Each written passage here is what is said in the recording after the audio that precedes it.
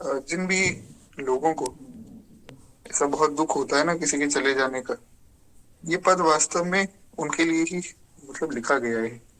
तो बड़ा सुंदर पद है। श्री मलुकदास जी लिखते हैं, बाबा यह मुर्दों का गाना, बाबा यह मुर्दों का गाना, जग में कोई फिर रह न पाया जिसका धरिया नाम। यानी कि जिसका भी संसार में नामकरण हुआ है, ये जो भी आया है, वो इस संसार में रह नहीं पाया है। जग में कोई फिर रह न पाया जिसका धरिया नाम, बाबा यह मुर्दों का दाम। पीर मुए पैगंबर मुए, मुए जिंद मुए जोगी, राजा मरे प्रजा भी मुए, मुए वैद्य मुए रोगी। श्री मलुकदास जी कहते हैं कि भैया, जो पीर पैगंबरों को मानने वाले, तो उनके तो पीर पैगंबर भी मर गए, और जो उनको मानने वाले हैं वे भी मर गए। और कई लोग भूत प्रेतों की उपासना करते हैं। तो मुए जिंद मुए जोगी, भूत प्रेत भी मर गए महाराज, योगी भी मर गए। ऐसा नहीं कि जो अच्छे अच्छे लोग हैं वे बच गए, वे भी मर गए। राजा मरी, प्रजा भी मुई, और मुए वैद्य मुए रोगी। तो हर एक व्यक्ति जो संसार में आया है और संसार से चला गया। कहते हैं, 9 भी मरे गए, 10 भी मर गए, मर गए सहस 88, 33 कोटि चौधरी मर गए, परी काल की फांसी। कहते हैं 9 भी मर गए। 9 मर गए मतलब 9 जो ग्रह हैं, तो 9 ग्रह वे मर गए महाराज। 10 भी मर गए। 10 मर गए मतलब 10 दिशाएं वे भी खत्म हो जाएंगी एक दिन। 9 भी मर गए, 10 भी मर गए, मर गए सहस 88, 88,000 जो शौनक आदि ऋषि हैं, वे भी शरीर को छोड़कर चले गए। और कितनी सुंदर बात, 33 कोटि चौधरी मरी गए, पड़ी काल की फांसी। 33 करोड़ देवी देवता भी मर गए, उनके गले में भी काल की फांसी पड़ गई महाराज, ब्रह्मा जी तक मर गए। तो कहते हैं कि चांद मरे सूरज भी मरी है धरणी आकाशा, 14 भुवन जला में हुई है इनकी झूठी आशा। तो चांद भी मर जाएगा, सूरज भी एक दिन खत्म हो जाएगा, अरे महाराज आकाश भी खत्म हो जाएगा। तो अब ये प्रश्न उठा कि फिर हम भजन किसका करें, जब सब मर ही जाएंगे, जब कोई जो है अचल है ही नहीं, जब हर व्यक्ति नश्वर है, तो किसका भजन किया जाए। तो मलुकदास जी कहते हैं कि भैया इनकी झूठी आशा को त्यागो।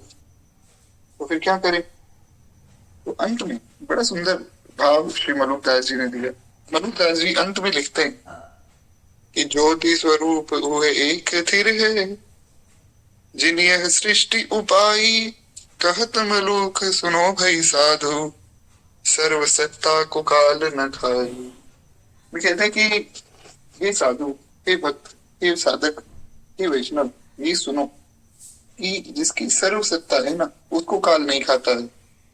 तो सिर्फ एक भगवान है जिन्होंने सृष्टि बनाई, केवल एक वे ही हैं जिनका भजन किया जा सकता है और जिनकी आशा की जा सकती है। केवल भगवान ही है जिनकी आशा की जा सकती है।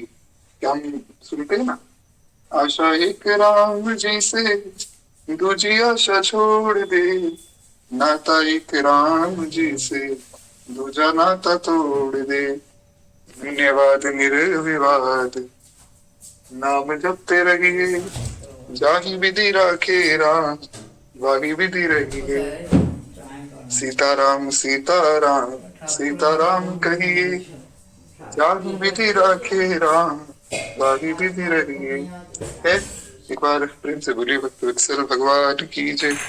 तो इस प्रकार से मलुकदास जी बड़ा प्यारा भाव लिखते हैं कि बाबा यह मुर्दों का गाँव, ये सारा गांव ही मुर्दों का है।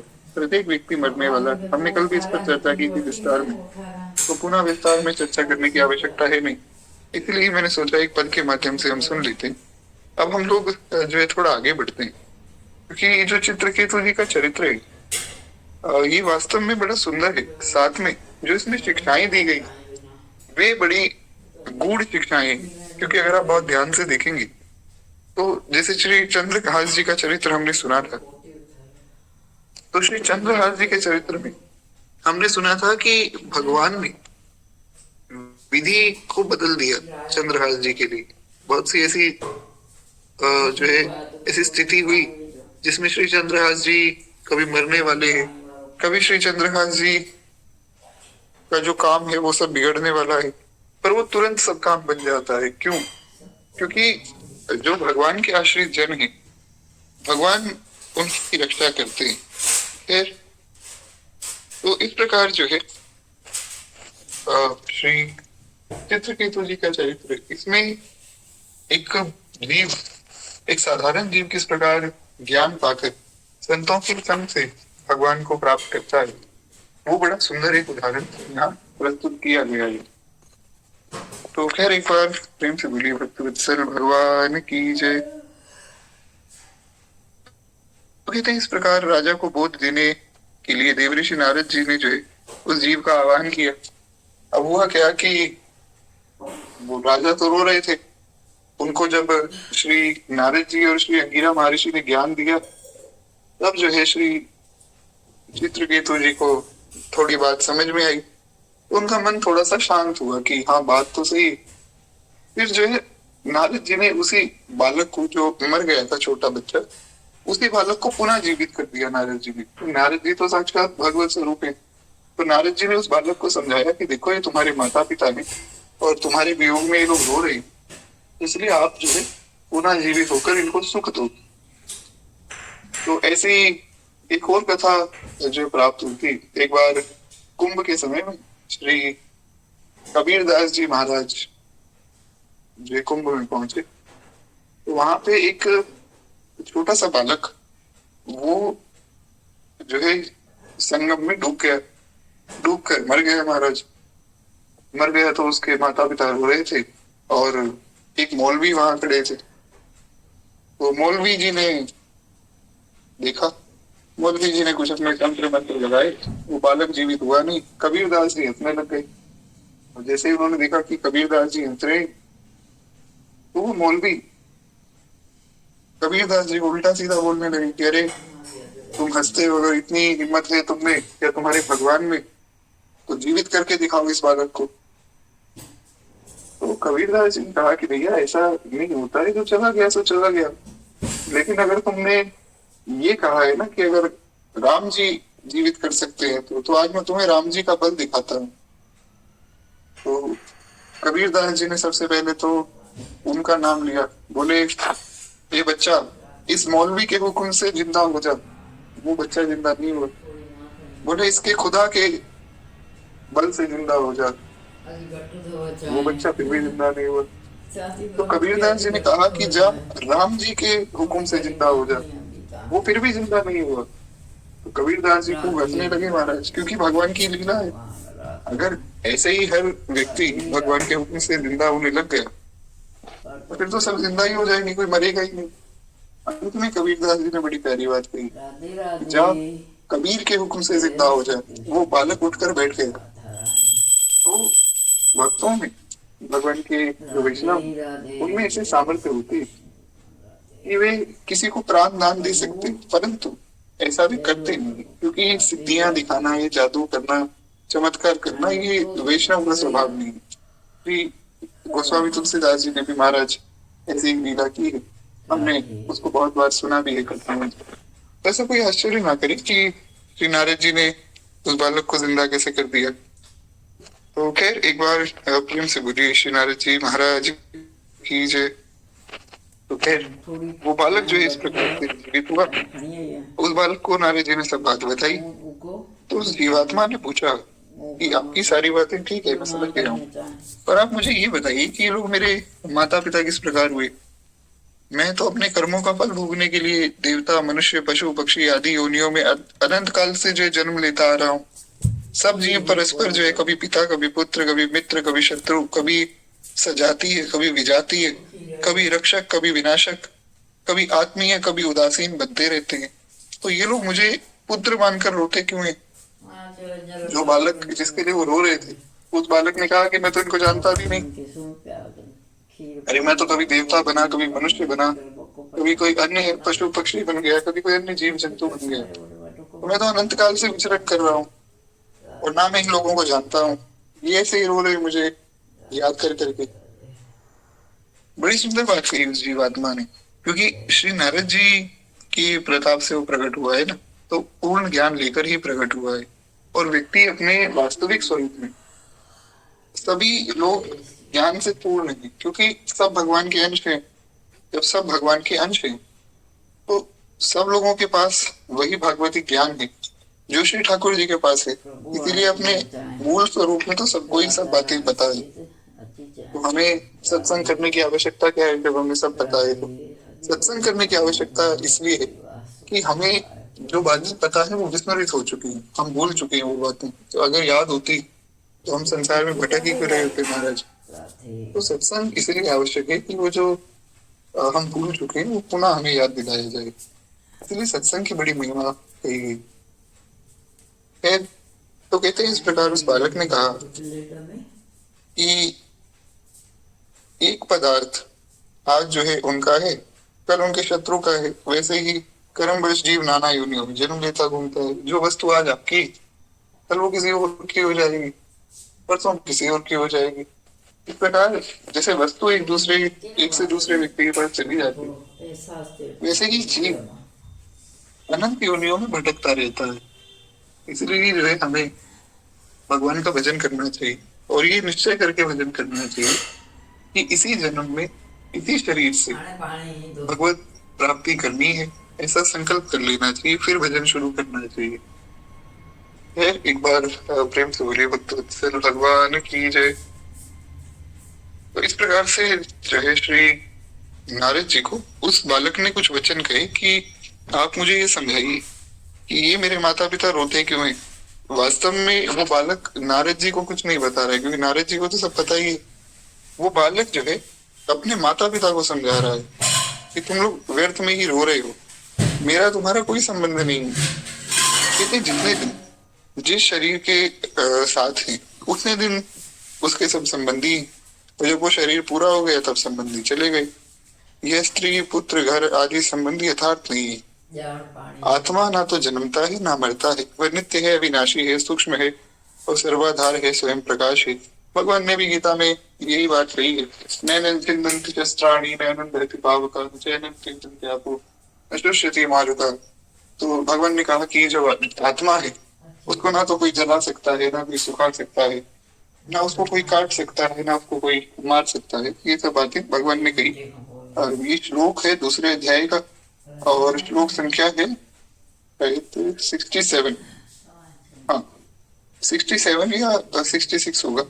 तो खैर कहते हैं कि इस प्रकार से उस बालक ने सब बातें बताई कि मैं आप लोगों को यही समझाने आया हूँ कि ना तो मैं आपका पुत्र हूँ और ना ही आप मेरे पिता हैं। हमारा ये संबंध तब तक ही था जब तक मैं जीवित था, जब तक मेरे पास शरीर था तब तक आप मेरे पिता थे, मैं आपका पुत्र था। अब ना मेरा शरीर रहा तो ना आप मेरे पिता रहे, ना मैं पुत्र रहा। तो इसमें रोने की कोई बात नहीं है। आप आनंद से भगवान का भजन कीजिए, रोने से कुछ नहीं होने वाला है।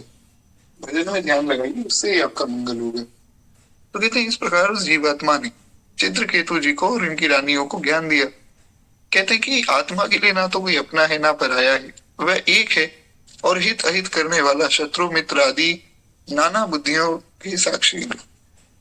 तो कहते हैं कि साक्षी आत्मा किसी भी संबंध तथा गुण दोष को ग्रहण नहीं करता है।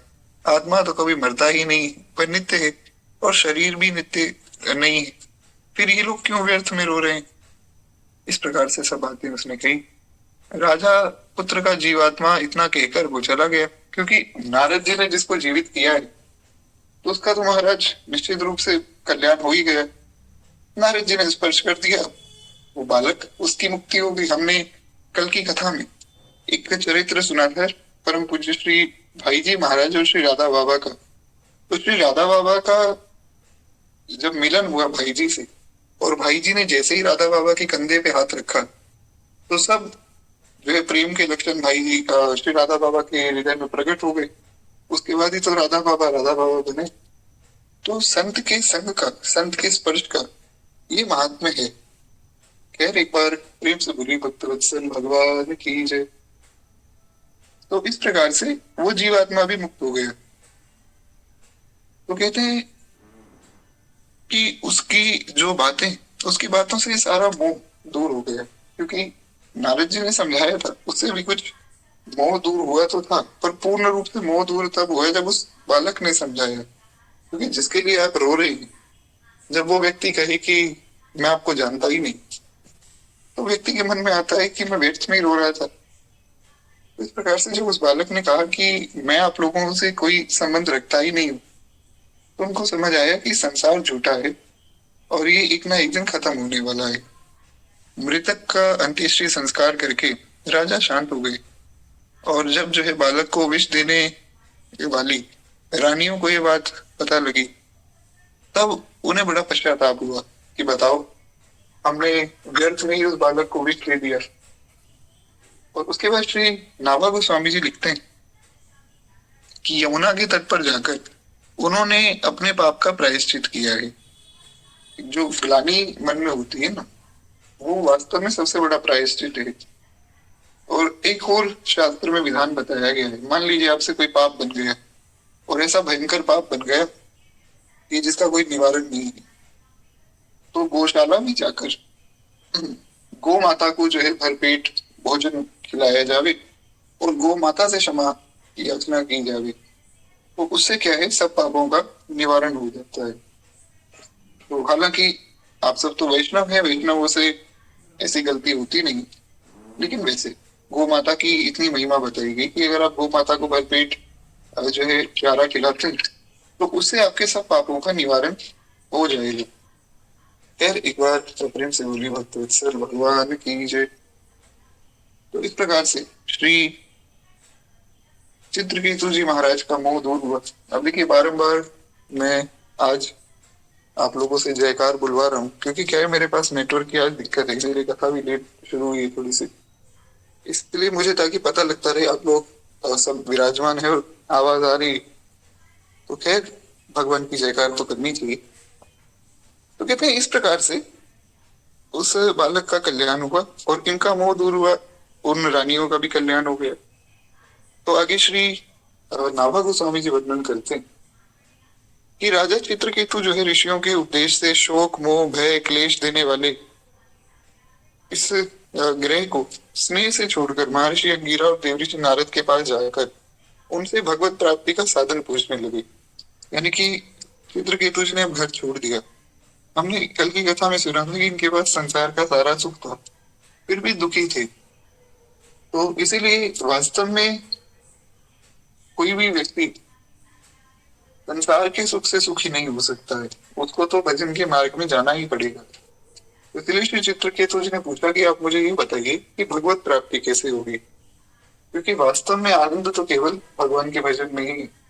सब संतन निर्णय कियो मति श्रुति पुराण इतिहास, भजिबे को धोई सुधर है ये हरि के हरिदास। सब संतों ने मिलकर यही निर्णय किया है, चाहे पुराण देखें चाहे इतिहास देखें, सबका निष्कर्ष जो निकाला, भजिबे को दो ही सुधर है। भजन करने के लिए केवल दो लोग ही श्रेष्ठ हैं जिनका भजन किया जाए, हे हरि हे हरिदास। या तो भक्त या भगवान। अच्छा, भक्त क्यों कहा गया? क्योंकि कबीर बाबा ने एक बड़ा सुंदर सूत्र दिया है कि माल मनुक हरि देत है, पर हरिजन हरि ही दे। आप भगवान के पास जाएंगे, भगवान को कहेंगे कि महाराज भक्ति दीजिए अपनी। जैसे श्री हनुमान जी महाराज ने कहा, भगवान ने कहा, हनुमान मैं तुमसे बहुत प्रसन्न हूँ, तुमने मेरा इतना कार्य किया है जितना कोई भी नहीं कर सकता है। मैं तुम्हारा ऋणी हूँ और मैं ऋणी बन के रहना चाहता हूँ, मैं कभी भी पूरी नहीं होना चाहता हूँ। कई लोग कहते हैं ना, हम तुम्हारे एहसानों का बदला नहीं चुका सकते, तो वही बात भगवान ने कही कि मैं तुम्हारे एहसानों तले तब जाना चाहता हूँ, पर फिर भी तुम्हारे मन में कोई बात हो तो हनुमान तुम मांग लो, तुम्हें कुछ चाहिए तो मांग लो। हनुमान जी की भक्ति देखिए, हनुमान जी के मन में कभी कामना आई ही नहीं। जितने भी भगवान के भक्त हुए ये सब श्रेष्ठ हैं, पर श्री हनुमान जी महाराज की भक्ति इतनी सुंदर है कि उन्होंने कभी कोई कामना ही नहीं की। आप रामायण पढ़िए तो उस रामायण में कहीं भी ये नहीं लिखा कि हनुमान जी के मन में भी आया हो एक बार मांगना, तो बहुत दूर की बात है। हनुमान जी ने एक बार ये भी नहीं सोचा कि महाराज इतना काम मैं कर रहा हूँ भगवान के लिए, सारा काम लगभग मैं ही कर रहा हूँ, वानरों को किसने बुलाया, मैंने। सुग्रीव को किसने समझाया, मैंने। सुग्रीव से मिलाया किसने, मैंने। पूरी सेना मैंने इकट्ठा करी। उसके बाद पूरा जो वो राम सेतु बनाया गया, उसमें भी लगभग मेरा ही सारा भार था। बाकी लोगों ने तो छोटे छोटे पत्थर उठाए, हनुमान जी ने बड़े बड़े पहाड़ उठाकर महाराज लगा दिए। तो जब इतना काम कर दिया, उसके बाद रावण की पूरी लंका जला दी, पूरी लंका का सारा जो है एक व्यू ले लिया कि किस प्रकार की लंका है, कैसे जाना है, कैसे आना है, पूरा प्लान बना लिया। आधे से ज्यादा सैनिक मार दिए। जब राम जी गए थे तब तो कुछ 20-25% सैनिक ही बचे थे, बाकी सबको तो हनुमान जी मार के आ गए थे। रावण को डरा दिया, सब काम हो गया। एक मेरे नाम का कमरा तो कम से कम बना देना चाहिए भगवान को कि चलो ये कमरा हनुमान का हो गया। चलो इतना नहीं तो महाराज एक ईंट पत्थर ही मेरे नाम का बना दो। लेकिन हनुमान जी के मन में कभी भी कामना नहीं हुई। तो भगवान ने कहा कि अगर तुम्हें कुछ जो है आवश्यकता हो, तुम्हारे मन में कोई इच्छा हो, तो हनुमान तुम मुझे बताओ, मैं आज तुम्हें सब कुछ देने के लिए तैयार हूँ, मैं बहुत प्रसन्न हूँ। बड़ी सुंदर बात श्री हनुमान जी ने कही। जितने भी सब लोग सुन रहे हैं, बहुत सावधानी से सुनिए और मेरे पीछे पीछे मनी मन दोहराइए, बड़ी सुंदर चौपाई है। नाथ भगति अति सुखदायिनी, देहु कृपा करि अन्न पायनी। हनुमान जी कहते हैं प्रभु मुझे कुछ नहीं चाहिए, नाथ भगति अति सुखदायिनी, आपकी जो भक्ति है प्रभु बहुत सुख देने वाली है, इसलिए मैं तो बस यही चाहता हूँ, देहु कृपा करी अन्न पायनी, आप मुझे जो है अपनी भक्ति प्रदान कीजिए। बड़ी सुंदर चौपाई है। आप नृत्य रूप से भगवान के सामने इसको गा भी सकते हैं। यार एक बार प्रेम से बोलिए श्री हनुमान जी महाराज की जय। तो बड़े प्रसन्न हुए हैं श्री ठाकुर जी। भगवान कहते सुनि प्रभु परम सरल कपि बानी, एवमस्तु तब कयो भवानी। भगवान बड़े प्रसन्न हुए, भगवान ने कहा एवमस्तु, तो मैं तुमसे बहुत प्रसन्न हूँ, मैं तुम्हें अपनी भक्ति प्रदान करता हूँ। इसलिए भगवान के सामने ये चौपाई नित्य गानी चाहिए। तो क्या इस प्रकार से श्री हनुमान जी महाराज के मन में कभी कामना हुई नहीं, और हनुमान जी ने मांगी है केवल भक्ति, यानी कि भक्ति की बड़ी महिमा है।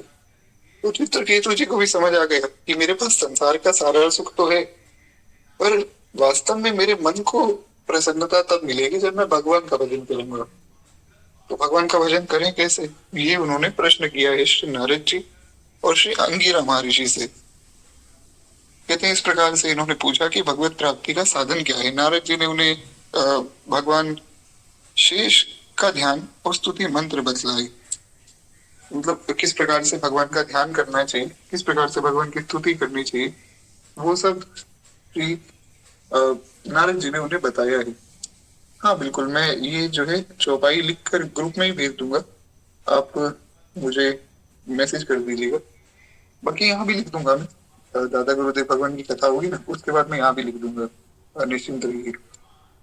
है तो कहते हैं इस प्रकार से श्री नारद जी ने उन्हें मंत्र आदि बताए हैं। उपदेश करके दोनों ऋषि वहां से चले गए। राजा ने जो है 7 दिन केवल जल पाकर एकाग्र चित्त से इस स्तुति का जो है स्तुति और जो मंत्र बताए थे उनका अखंड रूप से जप किया है, और उसके प्रभाव से जो विद्याधरों के स्वामी हैं उनका पद इनको मिल गया, राजा को। मतलब भगवान का नाम जो है उसकी इतनी महिमा है कि कुछ 5-7 दिन अगर आप जप करते हैं तो उससे आप देवताओं के पद भी प्राप्त कर सकते हैं। कोई बहुत बड़ी बात नहीं है देवताओं का पद पाना, लेकिन अगर आप साधन से जाएंगे तो साधन से तो महाराज बहुत समय लगता है। जैसे अगर किसी को इंद्र बनना हो तो इंद्र बनने की भी एक विधि बताई गई है कि आप जो है पूरा एक जीवन एकदम धर्म से कार्य करें, कोई भी मिस्टेक, कोई भी गलती, अधर्म आचरण नहीं होना चाहिए कहीं भी। तो ऐसा आपका एक जीवन बीता, ऐसे करके कुछ आपके 1000 जीवन बीतेंगे, तब जाकर आप इंद्र बन जाएंगे, बिना गलती के, बिना अधर्म के। तो 1000 जीवन अगर बीत गए लगातार, ऐसा नहीं कि जैसे आपने इस बार जन्म लिया, आप मनुष्य बने, आपने खूब जो है अच्छे से सब मर्यादाओं का पालन किया, अगले जन्म में आपने कुछ अधर्म आचरण कर दिया, ऐसा नहीं। 1000 जन्मों तक हर जन्म में बिल्कुल धर्म से चलना है, तो इंद्र का पद मिल गया। ब्रह्मा जी बनना हो तो थोड़ा और भी मुश्किल है ये प्रोसेस। 1000 जन्मों का ये जो साइकिल है, ये 1000 बार जब होगा, यानी कि 1000 बार जब आप जन्म लेंगे और बार बार जो है धर्म का आचरण करेंगे, और ऐसा जब 1000 बार करेंगे, मतलब 1000 जन्म 1000 बार लेंगे, तब जाकर कहीं ब्रह्मा का पद आपको मिलेगा और श्री भगवान के आश्रित हो गए। भगवान तो महाराज भगवान है, वो मच्छर को ब्रह्मा कर दे, ब्रह्मा को मच्छर कर दे, उनके लिए क्या कठिन है। ध्रुव जी ने मन में विचार किया कि मेरे पिता ने जो है मेरा बड़ा अपमान किया है, काश मैं भी एक राजा होता, मेरे पास भी ऐसा राज्य होता, तो मैं भगवान से राज्य मांगूंगा, भगवान मेरे हैं। ऐसा होता है ना, कई बार हमें कोई वस्तु पसंद आती है किसी व्यक्ति के पास, तो हम अपने माता पिता से कहते हैं कि हमें भी दिलाओ। तो उस प्रकार से ध्रुव जी ने सोचा कि मैं भगवान को कहूंगा कि प्रभु मुझे भी राज्य चाहिए। ध्रुव जी ने महाराज 6 महीने तक तपस्या की। भगवान आए, भगवान ने कहा ठीक है, तुम्हें अगर राज्य चाहिए तो मैं दे देता हूँ। ध्रुव जी ने कहा नहीं प्रभु, पहले मुझे पता नहीं था, मुझे ज्ञान नहीं था, अब मुझे राज्य नहीं चाहिए, तो आप मुझे राज्य मत दीजिए। भगवान ने कहा तुम चिंता मत करो, तुम जो है 36,000 वर्षों तक राज्य करो, उसके बाद तुम मेरे पास आएगा ना, तो मैं तुम्हें पूरा का पूरा एक लोक ही दे देता हूँ। तो ध्रुव लोक बना दिया पूरा का पूरा। और ध्रुव लोक कोई साधारण लोक नहीं है, जैसे भगवान का वैकुंठ कभी भी नष्ट नहीं होता, वैसे ध्रुव लोक भी नहीं होता है। ये ध्रुव लोक की महिमा है। तो भगवान इतने कृपालु हैं कि कहाँ तो ब्रह्मा जी बनने के लिए आपको इतना सोचना पड़ेगा, इतना सोचना भी कठिन है। ये तो हम लोग केवल चर्चा कर रहे हैं ना, तो हमें पता नहीं लग रहा है कि 1000 जन्मों तक बिना पाप किए कोई कैसे रहेगा। एक जन्म में महाराज हम हजारों लाखों पाप दिन रात कर रहे हैं। एक जन्म तो बहुत दूर की बात है, हम एक क्षण में बहुत से पाप कर रहे हैं। जैसे शास्त्रों में बहुत सी बातें बताई गई, अब एक हाथ से प्रणाम आप कर रहे हैं किसी को, तो आपके सारे पुण्य नष्ट हो गए, ये भी एक पाप है। आपने अगर किसी कोई बड़े जो आपसे हैं और वो आए, आपने उठकर प्रणाम नहीं किया, तो ये भी पाप हो गया। तो हर पग पग पर पाप हो रहा है। तो वो जब इतने पाप हो रहे, तो ये सोच पाना कि हम ब्रह्मा बन जाए, इंद्र बन जाए, बहुत कठिन है। और भगवान की कृपा से एक क्षण में ही भगवान ने ध्रुव लोक बना दिया, ध्रुव जी को वहां का राजा बना दिया। आज भी श्री ध्रुव जी वहां विराजमान है। तो ये है भगवान का आश्रय लेने की महिमा। भगवान सबकी शरण है, भगवान ही सबका आश्रय है। खैर एक बार प्रेम से बोली भक्त वत्सल भगवान की जय। इसलिए भगवत प्राप्ति, भगवत शरणागति, भगवान का भजन ये बहुत आवश्यक है। इसके बिना कल्याण नहीं होगा। और मनुष्य जन्म अगर मिला है और उसमें कोई भगवान का भजन नहीं करता है, तो गोस्वामी जी कहते हैं अस प्रभु छाड़ भजई जई आना, हे नर पशु बिन पूंछ पछाना। वो फिर मनुष्य है ही नहीं, वो तो पूंछ के बिना एक पशु ही है जो मनुष्य के शरीर में बैठा है। कोई ना कोई किसी ना किसी रूप में किसी ना किसी व्यक्ति की पूजा तो कर ही रहा है। जो भगवान को नहीं मानते वो तो भूत प्रेतों को मानते, जो भूत प्रेतों को भी नहीं मानते वो कम से कम अपने आप को ही मान लेते हैं, तो शरीर संसार को ही मानते हैं। तो जो शरीर संसार की पूजा करता है वो भी नष्ट हो जाएगा। इसलिए केवल भगवान का पूजन, भगवान का भजन वही कल्याण करता है। खैर इस प्रकार से सब बातें श्री नारद जी ने उपदेश की हैं और इनको जो है एक हफ्ते में ही विद्याधर का पद प्राप्त हो गया। कहते यहाँ उन्होंने जो है सनत कुमार आदि महर्षियों का सत्संग प्राप्त किया है और उनका दर्शन किया है। राजा ने प्रेम विवल होकर भगवान के चरणों में प्रणिपात किया और भगवान की स्तुति करने लगे। दया में भगवान प्रसन्न हुए। उन्होंने चित्रकेतु को परम तत्व का उपदेश किया है। तत्व ज्ञान का उपदेश करते हुए अंत में जो है शंकरष्ण प्रभु ने कहा, अब देखिए हुआ क्या कि नारद जी जब आए थे ना, तो नारद जी ने कहा कि देखो मैं आपको जो है भगवान शेष का मंत्र बताता हूँ। भगवान शेष जो है वही हमारे लक्ष्मण भैया हैं, वही हमारे दाऊ भैया हैं। तो वे जीव आचार्य हैं। अब आप उन्हें किसी भी रूप में देखें, आप उन्हें दाऊ जी के रूप में देखें, लक्ष्मण जी के रूप में देखें या शेष भगवान के रूप में देखें, तो भगवान शेष जो है वो वास्तव में भगवान ही है और भगवान के ही अंश है। तो शेष भगवान जीवाचार्य हैं।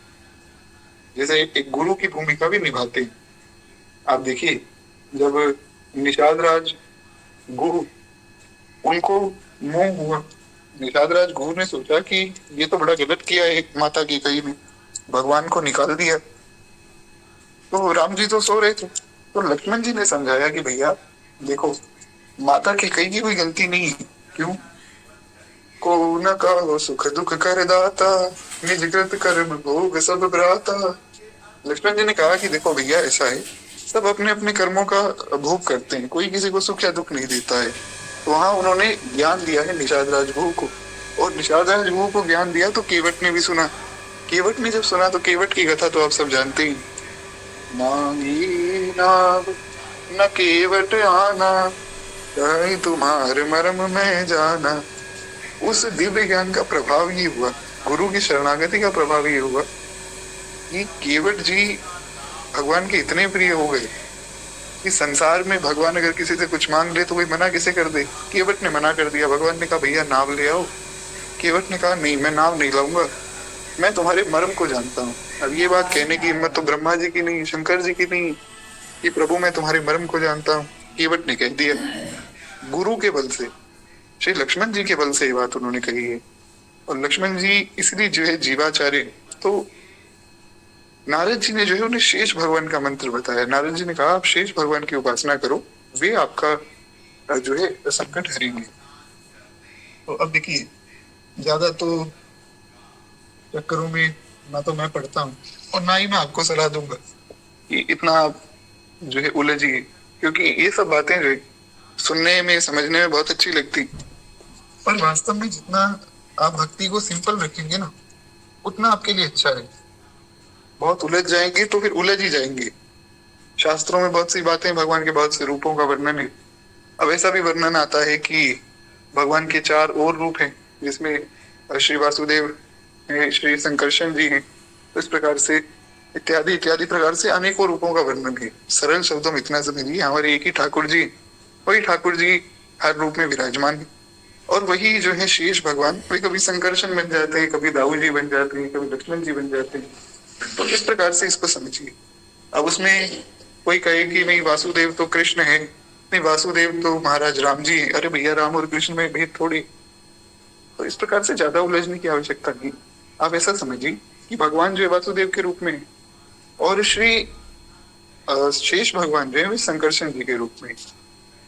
तो संकर्षण रूप में शेष भगवान प्रकट हुए और शेष भगवान ने उनको आशीर्वाद दिया कि मैं बड़ा प्रसन्न हूँ, आपने बहुत अच्छे से स्तुति आदि की है, तो मैं बहुत प्रसन्न हूँ आपसे, आप मांगिए आपको क्या मांगना है।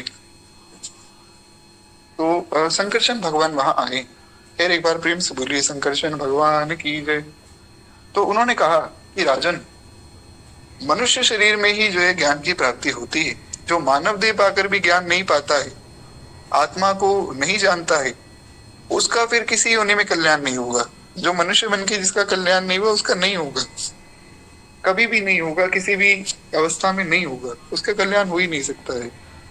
क्योंकि एकमात्र मनुष्य देह ही ऐसा है जो कल्याण कर सकता है। इसलिए तो श्री गोस्वामी जी ने कहा ना, मनुष्य देह कर ये फल भाई, भजी राम सब काम भी आई। और ये बात श्री सुग्रीव जी ने कही है। आप पढ़िए किष्किंधा कांड, उसमें वर्णन है, हमने सुना भी था कि मनुष्य देह धारण करने का क्या परिणाम है। तो यही परिणाम है कि सब काम छोड़कर भगवान के भजन में लग जाओ, बस। और कोई काम नहीं मनुष्य जीवन पाने का। और जिसका अभी भी कल्याण नहीं हुआ उसका नहीं हो सकता है। क्यों? साधन धाम मोक्ष कर द्वारा। गोस्वामी जी ने कहा कि भैया ये जो मनुष्य का शरीर है ये क्या है? साधन धाम मोक्ष कर द्वारा। मनुष्य का शरीर साधन का धाम है, यानी कि इसी से ही साधन हो सकता है। अब कोई सोचे कि जो है जंगल में शेर बैठकर माला जप कर रहा है, तो शेर तो माला जप नहीं करेगा और ना ही वो कर सकता है। तो इसलिए मनुष्य का शरीर ही एकमात्र ऐसा है जो साधन का धाम है और मोक्ष का द्वार है और भगवान की प्राप्ति कराने वाला है। और किसी शरीर में इतनी सामर्थ्य है ही नहीं। तो कहते हैं इस प्रकार से सुर दुर्लभ सब ग्रंथ निगावा, कहते हैं कि देवता भी तरसते हैं कि मनुष्य जीवन मिल जाए। ये बहुत जो है सुंदर बात है कि देवता भी मनुष्य जन्म पाने के लिए तरसते हैं कि भारत वर्ष में मनुष्य जन्म मिल जाए, बस हमारा कल्याण हो जाएगा। और हम भारत वर्ष में हैं और मनुष्य के जन्म में हैं। आपको ये पता ही नहीं है कि आप कितने सौभाग्यशाली हैं। ये सौभाग्य देवता पाने के लिए तरस रहे हैं। हमें बहुत जो कृपा से मिल गया ना आराम से, तो हमें इसकी महिमा नहीं पता है। पर जिनको नहीं मिला है उनसे कभी महिमा आप सुनेंगे तो आपको पता लगेगा। बहुत ज्यादा महिमा इसकी शास्त्रों में कही गई। खैर ये सब पहले भी हम चर्चा कर चुके हैं, विशेष रूप से 3-4 दिन पहले हमने कथा में चर्चा की थी, तो पुनः ज्यादा विस्तार नहीं करेंगे। हम थोड़ा आगे बढ़ते हैं। एक बार प्रेम से बोलिए भक्त वत्सल भगवान की जय। तो इस प्रकार श्री शंकरचंद भगवान ने यही सब बातें बताई हैं। कहते हैं कि देखो, विषयों में लगने से दुख होता है और विषयों को छोड़ देने से फिर भय नहीं होता है। अतः बुद्धिमान पुरुष जो है वो विषयों से निवृत्त हो जाता है। जगत के सभी स्त्री पुरुष दुखों को दूर करने और सुख को पाने के अनेक जो है प्रयास करते हैं, पर उनके कर्मों से ना तो दुख जो है दूर होते, ना ही सुख मिलता है। तो जो लोग अपनी बुद्धि से काम करते हैं वो दुख नहीं पाते, और जो अपने आप को बुद्धिमान मानकर काम करते हैं वो सुख नहीं पाते। बड़ी सुंदर बात है।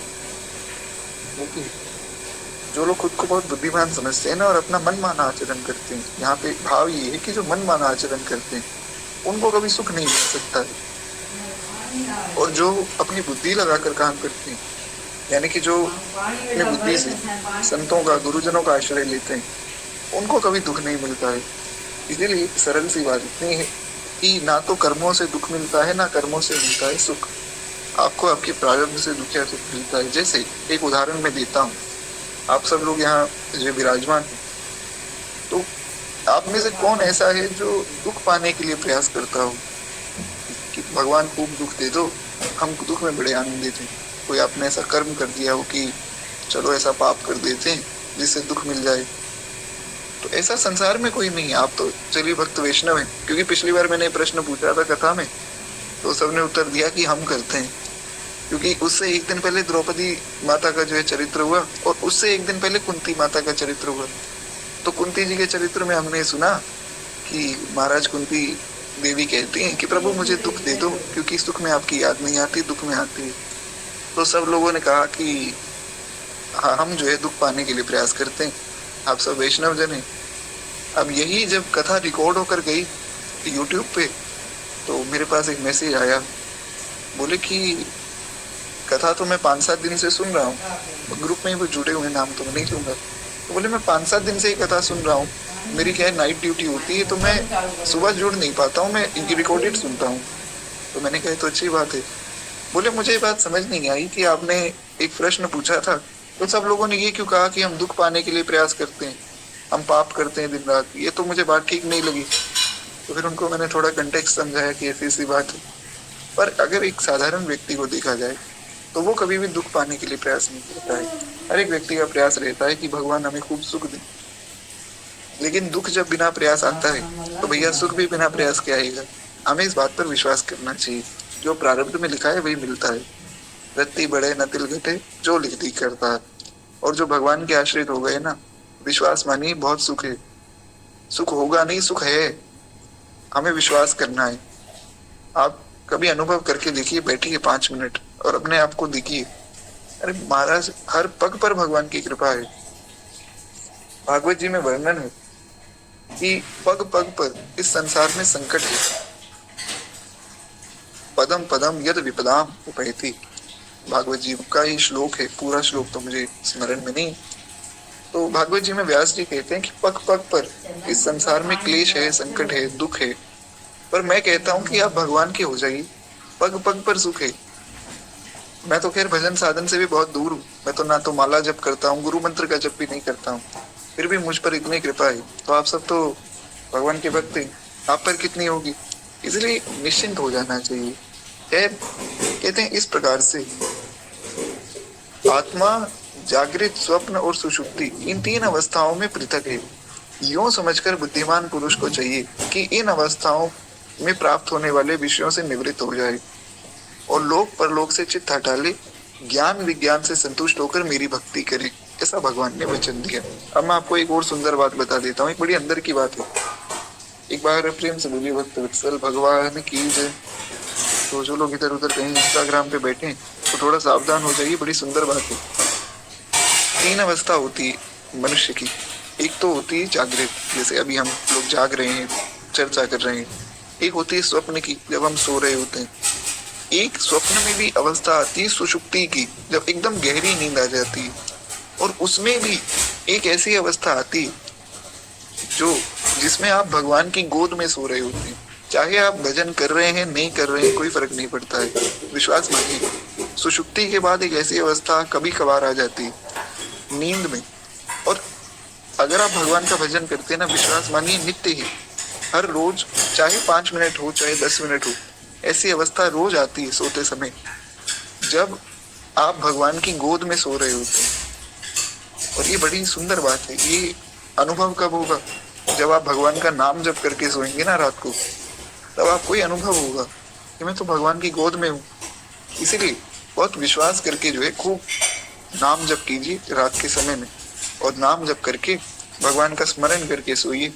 और मैंने आपको 2 पद भी भेजे थे जिनका रात को स्मरण करना चाहिए। एक तो भगवान के 24 अवतारों का, जय जय मीन बराह कमट नर हरि बलि बामन, परशुराम रघुवीर कृष्ण कीरति जग पावन, बुद्ध कल की अरु व्यास पृथु हरि हंस मनवंतर, जग्ञ ऋषभ है ग्रीव ध्रुव भर दैन धनवंतर, बद्रीपति दत्त कपिल देव कनकादिक करुणा करो, 24 रूप लीला रुचिर श्री अग्रदास पग धरो। वो सुबह उठने से पहले और रात को सोने के बाद, क्षमा चाहूंगा, रात को सोने से पहले और सुबह उठने के बाद इस पद का अगर आप स्मरण करते हैं तो निश्चित रूप से भगवान का दर्शन प्राप्त होता है। ऐसा मैं नहीं, ऐसा हमारे महाराज जी कहते हैं, और ऐसा हुआ भी, लोगों के साथ ऐसा हुआ है। तो खैर, इसलिए भगवान का स्मरण करके अगर आप सोएंगे, विश्वास मानिए रात को आप भगवान की गोद में ही सो रहे होंगे। और वैष्णव तो वैसे ही भगवान की गोद में नित्य ही रहते हैं, पर रात के समय में अनुभव हो जाएगा। तो खैर, इस प्रकार से भगवान का स्मरण बड़ा आवश्यक है। तो कहते हैं कि देखो, एक परमात्मा ही सब स्थानों में सर्वदा विराजमान है, और ये योग मार्ग में लगने वाले को जान लेना चाहिए। हमें योग मार्ग में लगना ही नहीं है तो हमें क्यों जानना है भैया। पर हमें इतना समझना है कि हर रूप में श्री ठाकुर जी बैठे। एक बड़ी सुंदर उदाहरण जो है, कल मैं सुन रहा था, एक जो है अकाल परंपरा के, यानी कि जो सिख परंपराओं में निहंग सिख, जैसे हमारे यहाँ साधु होते हैं ना, सिख परंपरा में निहंग सिख होते हैं। तो वो एक भैया जो है दास के साथ जुड़े हुए, और वे क्या है, महाराज जी जब जाते हैं उत्तर काशी में तो वे लोग उनका दर्शन करने जाते हैं। तो वहां से फिर बातचीत उनसे शुरू हुई। तो उन्होंने कहा मैं भी महाराज जी को फॉलो करता हूँ, और महाराज जी जब हमारे यहाँ आते हैं ना मलुक पीठ में उत्तर काशी में, तो हम उनके पास रहते भी हैं।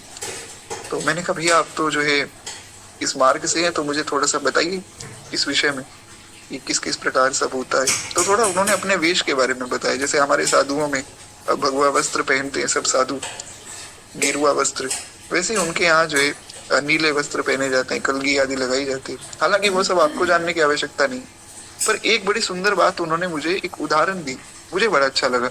उनसे कभी कभार चर्चा होती। उन्होंने कहा कि देखिए, जैसे एक फोटो है, अब आपके सामने घर में कोई फोटो लगी हो तो उसको अगर ध्यान से देखेंगे तो मान लीजिए कपड़े के ऊपर किसी ने कोई फोटो प्रिंट की हुई है, वास्तव में देखा जाए तो वो फोटो दिख रही है, पर अगर आप सूक्ष्म दृष्टि से देखें तो वो फोटो है ही नहीं, वो तो कपड़ा है ना। कपड़े के ऊपर फोटो प्रिंट है, लेकिन वास्तव में है तो वो कपड़ा। वो कपड़ा क्या है? वो कपड़ा तो है ही नहीं, वो तो धागे है। धागों को जोड़कर कपड़ा बनाया गया, तो धागे हैं। और धागे भी अगर बहुत ध्यान से सूक्ष्म दृष्टि से देखें तो एक धागा भी इतना पतला है कि उसमें भी अनेक धागे हैं। तो इस प्रकार अगर आप विभाजन करते जाएं करते जाएं करते जाएं तो अंत में जो बचेगा वो भगवान ही है। हम कहते हैं ना सारे संसार में भगवान विद्यमान है, तो वो कैसे? वो ऐसे कि भगवान ही सब सूत्रों को जोड़े हुए हैं। जैसे एक धागे से धागा जोड़ा गया, फिर धागा जोड़ा गया, इस प्रकार से कपड़ा बना और कपड़े के ऊपर फोटो प्रिंट कर दी गई, तो ऐसा लगा कि फोटो है, वास्तव में वो धागा है। उसी प्रकार भगवान से सारी सृष्टि बनी। हमारी दृष्टि में भगवान को हम देख नहीं पा रहे हैं, इसलिए हमें संसार दिख रहा है। संसार है ही नहीं कहीं भी, ये सब भगवान है, सब गोविंद है, सब गोविंद है। सब जो है हमारी सिख परंपरा में भजन गाया जाता है, सब कुछ गोविंद ही है, भगवान को छोड़ के कुछ है ही नहीं। गोविंद बिन नहीं कोई, बड़ा सुंदर सूत्र है। खैर एक बार प्रेम से बोलिए भक्तवत्सल भगवान की जय। हाँ, बड़ी सुंदर जो है उदाहरण अपने दी। मई सर्वम इदम सूत्रे पढ़ी बनाई, भगवान कहते हैं 7वें अध्याय का 7वां श्लोक है ना, जिसमें भगवान कहते हैं कि मैं ही हूँ परम तत्व, मुझसे अलग कोई भी नहीं, मत्त परत्र नान्यतर। तो वहां भी भगवान ने कहा कि मैं ही सूत्र हूँ सबको जो बांधे हुए है। तो यही बात भगवान ने यहाँ भी कही है। भगवान कहते हैं कि देखो मैं ही सब जगह विराजमान हूँ, वो दिखने की दृष्टि चाहिए। वासुदेव सर्वमिति स महात्मा सुदुर्लभ। भगवान ने गीता जी में अर्जुन को कहा कि अर्जुन भैया देखो ऐसी बात है कि जो व्यक्ति मुझे सर्वत्र देखता है ना, वो महात्मा बड़ा दुर्लभ है। स महात्मा सुदुर्लभ, दुर्लभ नहीं सुदुर्लभ है, बहुत कम है ऐसे। तो कहते हैं कि चित्रकेतु द्वंद्व रहित समदर्शी हो गए। वे कामना स्पृहा अहंकार छोड़कर सदा परमात्मा में ही चित्त लगाए रहते थे। तपोबल से इच्छा के अनुसार 14 भुवन में वे घूम सकते थे। अब ये सब जो है मुख्य मुख्य जो विस्तार की बातें थी वो हमने सुन ली। अब हम जो है थोड़ा सा जल्दी जल्दी आगे कथा में क्रम में चलें, क्योंकि हमें दादा गुरुदेव का चरित्र भी सुनना है। आज अगर कुछ 10-15 मिनट ऊपर हो जाए तो थोड़ा सा सब लोग साथ रहिएगा, क्योंकि आज कथा थोड़ी सी लेट शुरू हुई है। खैर कहते हैं कि इनका महाराज खूब आनंद हो गया। चित्रकेतु जी जो है अब 14 भुवन ब्रह्मांड में आराम से घूम सकते थे, यहाँ मन किया चले गए। और एक दिन जो है विमान में बैठकर वे आकाश मार्ग से जा रहे थे। उसी समय जो है उन्हें मुनियों की सभा में पार्वती जी को भगवान शंकर की गोद में बैठे देख लिया। अब ये बड़ा गंभीर प्रसंग है, थोड़ा समझदारी से और ध्यान से समझेंगे तो समझ आएगा। चित्रकेतु जी एक बार जो है आकाश मार्ग से जा रहे थे, तो इन्होंने देखा कि कैलाश मानसरोवर में सत्संग चल रहा है। भोले बाबा महाराज सबको कथा सुना रहे हैं, और भोले बाबा तो भोले बाबा हैं। अभी वो एक जो भजन खूब वायरल हो रहा है इंस्टाग्राम पे, आपने भी सुना होगा। शिव कैलाशों के वासी धौलीधारों के।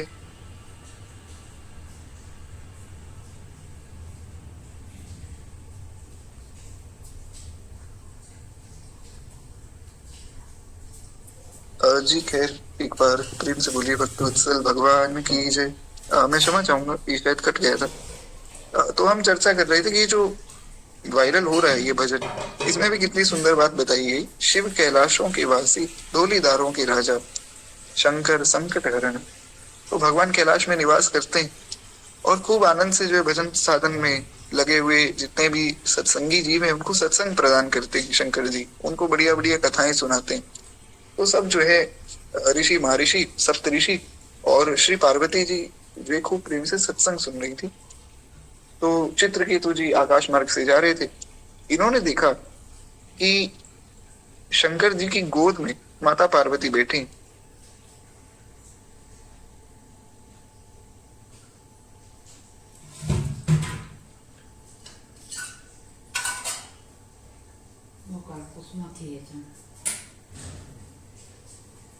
जी मुझे केवल 1 मिनट दीजिए, मैं थोड़ा सा वाईफाई सेट कर लेता हूँ, बस केवल 1 मिनट दीजिए।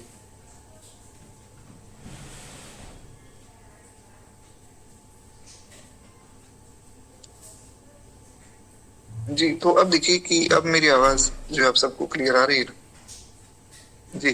तो खैर जैसा कि हम चर्चा कर रहे थे कि चित्रकेतु जी आकाश मार्ग से जा रहे थे, इन्होंने देखा कि शंकर जी की गोद में माता पार्वती बैठी है और सब ऋषि मुनि महात्मा वे नीचे बैठे और सत्संग सुन रहे हैं। तो इनको ये थोड़ा सा ठीक नहीं लगा, चित्रकेतु जी को ये व्यवहार बड़ा अनुचित लगा। उन्होंने इसकी कड़ी आलोचना की। भगवान शंकर तो आलोचना सुनकर हंस रहे थे। अब जैसे कोई छोटा बच्चा हो, उस बच्चे को कोई अगर बात समझ नहीं आती है ना, तो माता पिता ऐसा नहीं उसको डांटने लग जाते कि अरे कुछ भी समझ नहीं आता, वो हंसते हैं कि बेचारा बालक है, इसको क्या समझ आएगा। उसी प्रकार शंकर जी तो हंसने लग गए। शंकर जी तो परम पिता है, सबके पिता है महाराज। तो भगवान शंकर तो वैसे भी बड़े भोले, तो शंकर जी हंसने लग गए। चित्रकेतु जी बड़ा गुस्सा कर रहे थे, अरे ये कैसे भगवान है, ये भगवान होकर इनको मर्यादा का कोई, मान मर्यादा का कोई ध्यान नहीं। इतने सब ऋषि मुनि महात्मा बैठे हैं और ये अपनी पत्नी को जो है अपनी जंघा पर बिठाकर बैठे हुए हैं, कोई शर्म है ही नहीं इनको। ऐसी बहुत उल्टी सीधी बातें इन्होंने कही। यहाँ तो ज्यादा वर्णन नहीं, पुराणों में बहुत विस्तृत वर्णन है। भगवान शिव की जंघा पर माता पार्वती विराजमान थी। तो सब ऋषि मुनि महात्मा इनको सुनकर हंसने लग गए, बेचारे बच्चे को कुछ पता नहीं।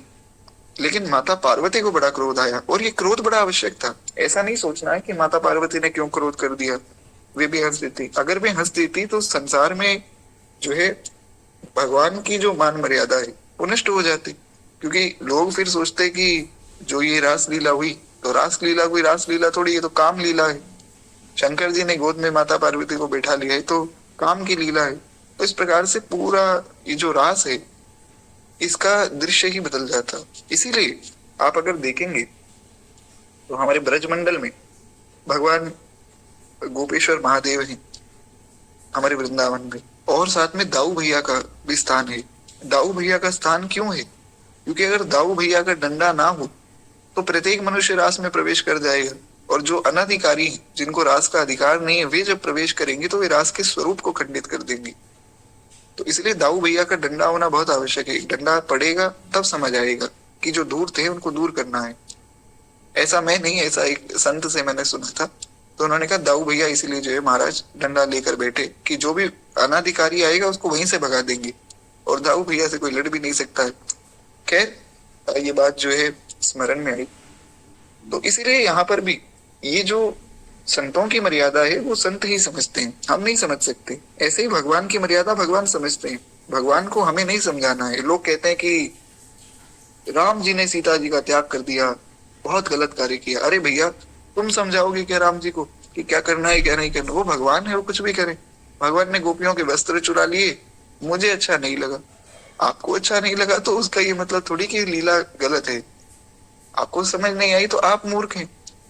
इसलिए समझना चाहिए कि कभी भी भगवान की लीला में कम से कम वैष्णवों को तो शंका नहीं करनी चाहिए।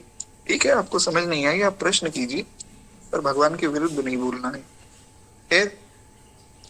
तो इस प्रकार से माता पार्वती को बड़ा क्रोध आया। माता पार्वती ने कहा, माता पार्वती ने उनको श्राप दे दिया। माता पार्वती ने कहा कि तू बड़ा अविनीत हो गया, बहुत ज्यादा समझदार हो गया, तू भगवान के चरणों में रहने योग्य नहीं। क्यों? अरे तेरे गुरुजी शिव नारद जी यहाँ सामने बैठे सत्संग सुन रहे, जब उनको आपत्ति नहीं, इतने ऋषि मुनि महात्माओं को आपत्ति नहीं, तो तू क्या इनसे भी बड़ा ज्ञानी हो गया जो तुझे ये दृश्य गलत लग रहा है? तेरी समझ इनसे भी ज्यादा विकसित हो गई कि जब इन ऋषियों ने कोई आपत्ति नहीं जताई तो तुझमें इतना ज्ञान कहाँ से आ गया कि ये अनुचित है और ये उचित है? तू भगवान के चरणों में रहने योग्य है ही नहीं। तो माता ने जो है श्राप दिया कि जाकर असुर योनि में जन्म ग्रहण कर। श्राप सुनकर चित्रकेतु जी डर गए, लेकिन वास्तव में इनको डर हुआ नहीं। ऐसा दिखाया कि मैं डर गया, पर इनको कोई डर नहीं लगा, इनको कोई दुख भी नहीं हुआ। असुर योनि में भी सर्वव्यापी भगवान तो है ही, वे जानते थे। तो शिष्ट व्यवहार करने के लिए विमान से उतर पड़े और उन्होंने पार्वती जी के चरणों में प्रणाम किया। देखिए बहुत सुंदर बात है कि वे डर गए पर डरे नहीं। डर इसलिए गए कि मुझसे गलती हो गई, मैंने शायद अपराध कर दिया, तो उनको जाना पड़ा। लेकिन उनको ये डर नहीं था कि मुझे जो है असुर योनि में जाना पड़ेगा। उनको ये डर था कि मुझसे गलती हो गई, मैंने जो है माता पार्वती और भगवान शंकर के प्रति अपराध कर दिया, तो उनसे क्षमा मांग ली कि मुझे अपराध के लिए क्षमा कीजिए, पर असुर योनि में जाने में मुझे कोई दिक्कत नहीं, क्योंकि वहां भी श्री ठाकुर जी मेरे साथ हैं। तो कहते माता आपने जो शाप दिया है मैं उसे सादर स्वीकार करता हूँ। मैं जानता हूँ कि देवताओं के लिए, मनुष्यों के लिए जो कुछ भी कहते वो सब कर्मों के अनुसार ही कहते हैं। अज्ञान से मोहित होकर प्राणी संसार के चक्र में घूमता हुआ सदा के लिए दुख पाता है या सुख पाता है, जैसा भी उसका कर्म होगा। तो गुणों के इस प्रभाव में श्राप, वरदान, स्वर्ग, नरक, सुख, दुख कभी भी वास्तविक नहीं है। ये बड़ी सुंदर बात है। किसी का श्राप या किसी का वरदान वो वास्तविक है ही नहीं। जैसा आपका कर्म है वैसा ही आपको श्राप मिलेगा, वैसा ही वरदान मिल जाएगा। इसलिए ऐसा मन में कभी चिंता नहीं करनी चाहिए। अब अगर आप बहुत ध्यान से देखें तो प्रत्येक बात, प्रत्येक पुराण की, प्रत्येक शास्त्र की, जो जो हम सुन रहे हैं, प्रत्येक कथा में, क्योंकि ये जो भक्तमाल है ना, इसमें बहुत से पुराणों की कथाएं हैं। अब जितनी जितनी हर पुराण में कथाएं हैं भक्तों की, वो सब मिलाकर एक साथ भक्तमाल में, तो हर एक पुराण को तो हम नहीं पढ़ सकते। कभी प्रभु कृपा करेंगे तो लिखेंगे, लेकिन हर एक पुराण को अभी तो हम पढ़ नहीं सकते।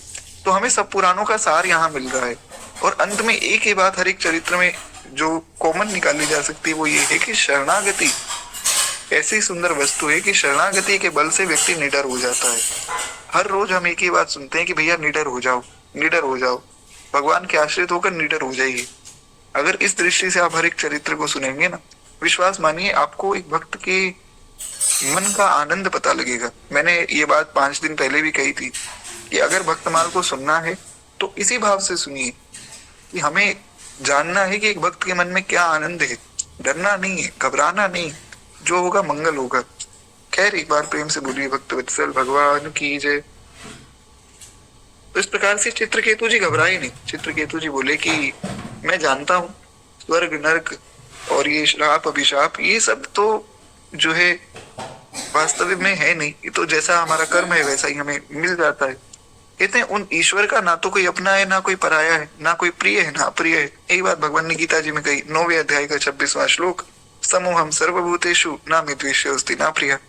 पर भगवान ने एक और बात कही है जो चित्रकेतु जी ने यहाँ नहीं कही। भगवान ने कहा है, ये भजन्ति तुमा भक्ता मयिते तेषु चाप्यहम्। भैया अगर तुम मेरा भजन करते हो ना, फिर मैं तुमसे प्यार करता हूँ, फिर मैं तुमसे प्रेम करता हूँ। अब इसलिए तो भगवान ने अपनी कथा दी। ये भक्तमाल कथा सुनना कोई साधारण बात थोड़ी। ये कथा भगवान सुनते हैं। तो सोचिए कि हम भगवान के साथ बैठकर कथा सुन रहे हैं। भगवान भी हमारे बीच में बैठे हैं। आज भगवान सामने नहीं बैठे। राम कथा हो, कृष्ण कथा हो या कोई अन्य पुराण की कथा हो ना, तो ठाकुर जी सामने बैठे होते हैं और हम हाथ जोड़कर उनकी कथा सुन रहे होते हैं। अब क्या है भक्तमाल की कथा में कि भगवान हमारे साथ बैठे हैं और भगवान हाथ जोड़कर भक्तमाल सुन रहे हैं। तो ये भगवान की करुणा है। ये कथा इतनी दुर्लभ है कि भगवान सुनने के लिए बड़े लालायित रहते हैं। जब श्री प्रियादास जी महाराज ये कथा सुनाते हुए विचरण कर रहे थे, पूरी कथा तो मैं नहीं सुनाऊंगा, बहुत विस्तृत कथा है। तो हुआ क्या कि गोविंद देव जी के मंदिर में महाराज कथा चल रही थी। कथा चल रही थी तो कुछ समय बीच में कथा में विश्राम हुआ। रामत के लिए सब संत गए। रामत से जब लौट कर आए तो प्रियादास जी ने पूछा कि भैया बताओ कहाँ से कथा शुरू करें। तो किसी को याद ही नहीं कि कथा कहाँ पूर्ण हुई थी। तो अब क्या किया जाए। तो प्रियादास जी को बड़ा क्रोध आया कि अरे तुम कैसे श्रोता हो, तुम मतलब कथा ध्यान से सुनते नहीं हो, तुम्हें ये नहीं पता कथा कहाँ पूर्ण हुई थी, फिर तुम क्या सुन रहे थे इतने दिन तक। मैं तुम्हें कथा नहीं सुनाऊंगा। तो प्रियादास जी ने कहा कि भगवान कैसे श्रोता है। भगवान ने कहा मैं भक्तमाल की कथा सुनता हूँ, इनको भी याद नहीं है, याद होता तो बता देते। तो बस आज के बाद जो है भक्तमाल की कथा नहीं होगी, बंद करके रख दो ये ग्रंथ। उनको बड़ा गुस्सा आया। वास्तव में संतों का गुस्सा भी कल्याणकारी है। तो श्री गोविंद देव जी ने जो है अपने मुख्य पुजारी जी को मंदिर में बुलाया और बुलाकर कहा कि भैया पुजारी जी, कह दो प्रियादास जी से कि भक्त रैदास की कथा जो है वहां तक हो गई थी, आगे की कथा सुननी। ये प्रमाण है। श्री प्रियादास जी के साथ भी ऐसा हुआ, श्री नाभादास जी के साथ भी ऐसा हुआ और आगे भी नाम विस्मृत हो रहा है। एक संत के साथ ऐसी ही लीला हुई। अलग अलग मंदिरों में अलग अलग जगह पे भगवान ने उपदेश किया। एक जगह तो भगवान प्रकट ही हो गए, वो मुझे नाम ध्यान में नहीं आ रहा है। एक संत थे महाराज, खूब सुंदर भक्तमाल कथा कहते थे। बीच में ऐसा ही विश्राम आया तो सब भूल गए। तो भगवान प्रकट हो गए। भगवान ने कहा कि भक्त रैदास तक की कथा हुई है, आगे की कथा कहनी। तो ये चरित्र भगवान स्वयं सुनते हैं और भगवान बड़े प्रसन्न होते हैं। तो इसलिए आपके घर में जो श्री ठाकुर जी विराजमान है, तो श्री ठाकुर जी को सुनाइए, नित्य सुबह उठकर भगवान के साथ बैठ जाइए, भगवान को फोन उनके सामने रखकर खूब प्रेम से भक्तमाल कथा सुनाइए, भगवान को बड़ा आनंद आता है। खैर एक बार प्रेम से बोलिए भक्तवत्सल भगवान की जय। तो हाँ, हम ये चर्चा कर रहे थे कि भगवान की बड़ी कृपा है, अगर कृपा ना होती तो हमें ये भक्तमाल सुनने को ना मिलती। तो कहते हैं इस प्रकार से भगवान जो है सर्वत्र समान और असंग है। जब उन सर्वेश्वर को सुख से प्रेम नहीं है तब क्रोध से भी क्यों होगा, परंतु उनकी माया से मोहित होकर जीव पाप और पुण्य के बंधन में फंस जाता है। तो कहते हैं कि मैं शाप से छूटने के लिए आपको प्रसन्न नहीं कर रहा हूँ, हे माता, मैं आपसे शाप से छूटने के लिए क्षमा नहीं मांग रहा हूँ। आपका शाप जो मुझे मिला मैं स्वीकार करता हूँ, पर मैं आपसे क्षमा इसलिए मांग रहा हूँ कि मुझसे जो भूल हो गई, मैंने जो अज्ञान में आकर आपको अमर्यादित कह दिया, आपको गलत कह दिया, उसके लिए आप मुझे क्षमा कर दीजिए अपना बालक समझकर। इस प्रकार क्षमा मांगकर चित्रकेतु विमान पर बैठकर चले गए। उनकी ये असंग स्थिति देखकर सबको बड़ा आश्चर्य हुआ। शंकर जी ने कहा कि देवी, तुमने जो है भगवान के दासानुदास का जो है महात्म्य देखा। भगवान नारायण के पारायण भक्त किसी से भी नहीं डरते, ये नारायण की भक्ति की महिमा है। इसलिए तो भक्त गाता है, हरि शरणम हरि शरणम हरि शरणम हरि शरणम, यही एक मंत्र है प्यारा, हरि शरणम हरि शरणम। बड़ी सुंदर बात इसी भाव में आगे कही गई, ज्यादा तो हम इसमें श्रवण नहीं करेंगे, बस एक भाव, एक पंक्ति। कहते हैं कि भरे दरबार में जब द्रौपदी की लाज जाती थी, द्रौपदी जी ने क्या किया, कुछ नहीं किया, विकल होकर के उच्चारा, हरि शरणम हरि शरणम, यही एक मंत्र है प्यारा, हरि शरणम हरि शरणम हरि शरणम हरि शरणम हरि शरणम हरि शरणम। बड़ा सुंदर भाव है। तो इस प्रकार से भगवान शंकर ने बताया कि देखो देवी, भगवान का भक्त जो है, भगवान का दास जो है, उसकी कितनी महिमा है कि वो कभी भी किसी भी स्थिति में किसी से भी नहीं डरता है। एक बड़ा सुंदर सूत्र दिया है श्री रविदास जी ने, जम डर प्यो जब दास कहायो, मदन गोपाल शरण तेरी आयो। अब यम का भी डर नहीं है, अब तो आनंद ही आनंद है। इसलिए तो बारंबार हम सुन रहे हैं कि वो स्थिति आनंद की है जब आप शरणागत हो गए। अगर वो आनंद नहीं मिल रहा है तो शरणागत हुए ही नहीं, शरणागत हो गए तो केवल आनंद है। जो सुख पायो राम भजन में, सो सुख नाही अमीरी में, मन लागो मेरो यार फकीरी में। श्री कबीर बाबा कहते हैं कि अब तो बस आनंद है जीवन में, और कुछ है ही नहीं। कहते हैं इस प्रकार से जो भी भगवान का भक्त है, वे स्वर्ग नरक मोक्ष इनको एक दृष्टि से ही देखते हैं, उनके लिए इनकी कोई आवश्यकता है नहीं। दूसरी बात ये है कि जैसे रस्सी में अज्ञान से सर्प का भ्रम हो जाता है, उसी प्रकार वैसे ही इष्ट अनिष्ट का बोध अज्ञान से ही होता है। भगवान के आश्रित, भगवान के जो भक्त हैं, ज्ञान वैराग्य के बल से किसी भी संसारिक पदार्थ को अच्छा मानकर ग्रहण नहीं करते, यानी कि संसार का जो विषय वस्तु है उसको भी त्याग देते हैं। तो सरल सी बात इतनी है, जैसे कोई व्यक्ति, उसको अगर ये पता लग जाए कि संसार झूठा है तो फिर वो क्यों उस संसार में रहेगा। तो बस उसी प्रकार ज्ञान के बल से त्याग देते हैं। कहते हैं जब मैं, ब्रह्मा जी, सनत कुमार, नारद, महर्षिगण और इंद्र आदि सब देवता परमेश्वर की लीलाओं का रहस्य नहीं जान पाते, तब जो है अपने को समर्थ मानने वाले शूद्र अभिमानी उस परम प्रभु के स्वरूप को कैसे जानेंगे। ये बड़ी जो है सरल सी बात है, भगवान जाने लोगों को समझ क्यों नहीं आती। मैं ये बात बारंबार कहता हूँ कि भैया बहस मत करो, किसी से मत करो। कोई कहे कि भगवान नहीं है, उनको कहो हाँ भैया आपके लिए नहीं, कोई बात नहीं। बहस मत कीजिए किसी से भी, क्योंकि उसका कोई अंत नहीं। मैं बहुत कर चुका हूँ। शुरू शुरू में जब मैं बहुत से शास्त्र पढ़ता था ना, तो मुझे लगता था कि मैं बहुत कुछ पढ़ चुका हूँ, बहुत से मेरे पास प्रमाण है। तो बहुत से ऐसे लोगों से बहस, और उस समय लोग भी ऐसे मिलते थे, उस समय ऐसे खूब मैसेजेस भी आते थे कि ऐसा कैसे हो सकता है, ऐसा कैसे। मैं स्टोरीज भी ऐसी लगाता हूँ जान के कि लोग भड़क जाएं। तो जैसे साईं बाबा हैं, ब्रह्म कुमारी आदि हैं, आर्य समाजी, मैं इनके खिलाफ जान के स्टोरी लगाता हूँ कि जो इनको मानने वाले हैं वो भड़क जाएं। तो उस समय ऐसे लोग आते भी थे जो भड़क जाते थे और खूब उल्टी सीधी बातें भी कहते थे। मैं बहुत बहस करता था कि अरे नहीं, यहाँ ये लिखा है, वहां वो लिखा है। वो नहीं माने, और वो अभी तक नहीं माने, तो इसका कोई मतलब नहीं। इसलिए इतना समझना चाहिए। फिर मैंने गीता जी में एक श्लोक पढ़ा, 7वें अध्याय का 25वां श्लोक। भगवान ने कहा, नाहम प्रकाश सर्वस्य योग माया समावृतम मूढ़ोयम न विजानाति लोको मामजमव्ययम्। भगवान ने कहा कि नाहम प्रकाश सर्वस्य, मैं सब जगह प्रकाशित नहीं हूँ अर्जुन, मैं अपने स्वरूप को ढक लेता हूँ। योग माया समावृतम, मैं अपनी योग माया से अपने रूप को ढक लेता हूँ, सबको मैं अपना रूप नहीं दिखाता हूँ। तो मुझे समझ आया कि जब सबको भगवान ही अपना रूप नहीं दिखा रहे हैं, तो मैं क्यों बहस कर रहा हूँ किसी से।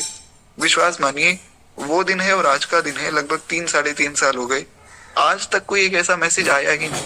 कभी किसी का कोई ऐसा मैसेज नहीं आया जिसमें किसी ने कोई भगवान के विरुद्ध बात बोली हो या किसी वैष्णव के विरुद्ध बात बोली हो। हाँ, प्रश्न जो आते हैं वो अनुकूल प्रश्न आते हैं कि ऐसा कैसे है, ऐसा कैसे है, पर ऐसा नहीं कि ऐसा क्यों हो गया या आपने ऐसा क्यों कह दिया। तो खैर, एक बार प्रेम से बोलिए भक्त वत्सल भगवान की जय।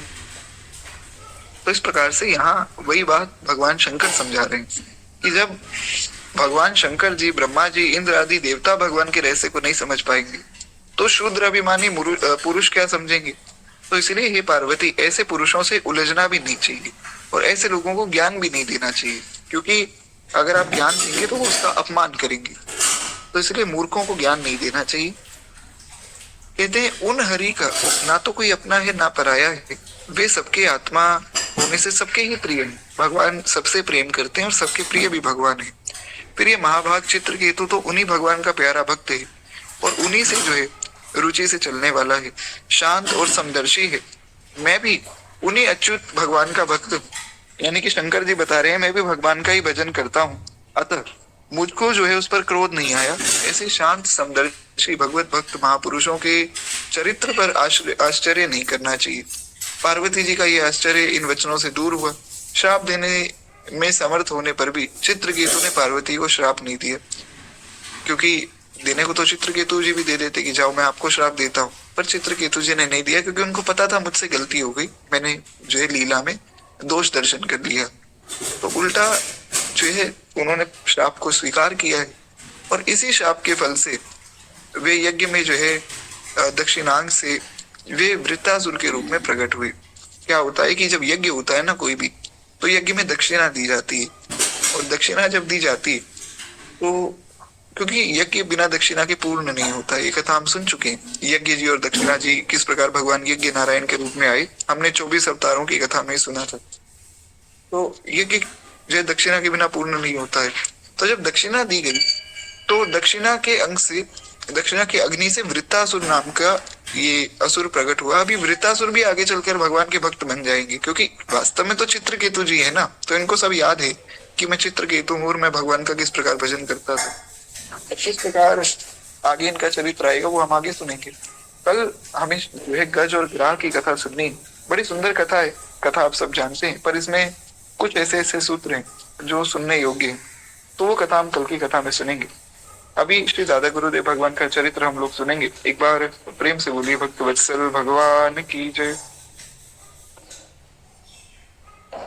तो खैर, श्री दादा गुरुदेव भगवान के चरित्र में कल की कथा में हमने सुना था इस प्रकार श्री महाराज जी और श्री राधा बाबा का जो है मिलन हुआ है, और किस प्रकार राधा बाबा ने महाराज जी के स्वरूप को पहचाना। जब महाराज जी बाहर जाकर बैठ गए गीता वाटिका के गेट पर कि देखें जब भी राधा बाबा को समय मिलेगा तब उनका दर्शन होगा। राधा बाबा स्वयं गेट पर चलकर आए, क्योंकि वे जानते थे कि कोई साधारण महापुरुष नहीं आए हमसे मिलने के लिए, एक बहुत अच्छे महात्मा आए। खैर, दो संतों का बड़ा अद्भुत ये मिलन हुआ है। और उसके बाद जो है श्री महाराज जी पुनः गोवर्धन जी में लौट कर आए।